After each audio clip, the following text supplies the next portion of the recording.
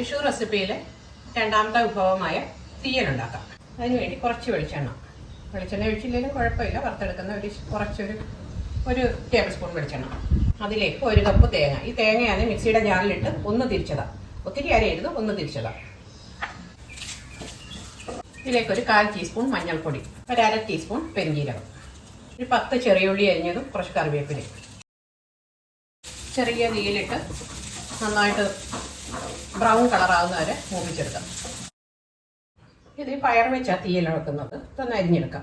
15 minute അതിന് വറക്കാൻ തുടങ്ങിയിട്ട്. ഇത്രയും പിഴുപുളിയാണ്. ഇച്ചിരി ചൂടുവെള്ളത്തിലേക്ക് ഇട്ട് ഒന്ന് നന്നായിട്ടൊന്ന് ഞെരടി പിഴിഞ്ഞെടുക്കാം. ഇതിപ്പം മൂത്തിട്ടുണ്ട്. ഒരു 25 മിനിറ്റ് ആയത് ചെറിയ തീയിലിട്ട് വറക്കാൻ തുടങ്ങിയിട്ട്. അതിലേക്ക് ഇത് 1/4 ടീസ്പൂൺ മഞ്ഞൾപ്പൊടി, 1 ടീസ്പൂൺ മല്ലിപ്പൊടി, പിന്നെ 1 ടേബിൾ സ്പൂൺ മുളക് പൊടി ഇതിലേക്ക് ഇടാം. കരിയത് ചെറിയ തീയിലിട്ടൊന്ന് ഇളക്കി കൊടുക്കാം.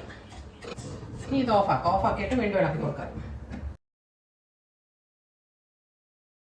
ഇനി ഇത് തണുത്തിട്ട് ഒട്ടും വെള്ളമില്ലാതെ അരച്ചെടുക്കണം.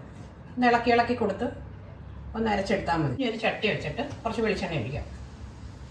അതിലേക്ക് 1/4 ടീസ്പൂൺ കടുകിട്ട്, പിന്നെ ഇത് തേങ്ങാക്കൊത്ത കുറച്ച് ഇതിലേക്കിടാം. 1 പിടി ചെറിയ ഉള്ളി, 2 ചെറിയ സവാള, 4 പച്ചമുളക്, കറിവേപ്പില.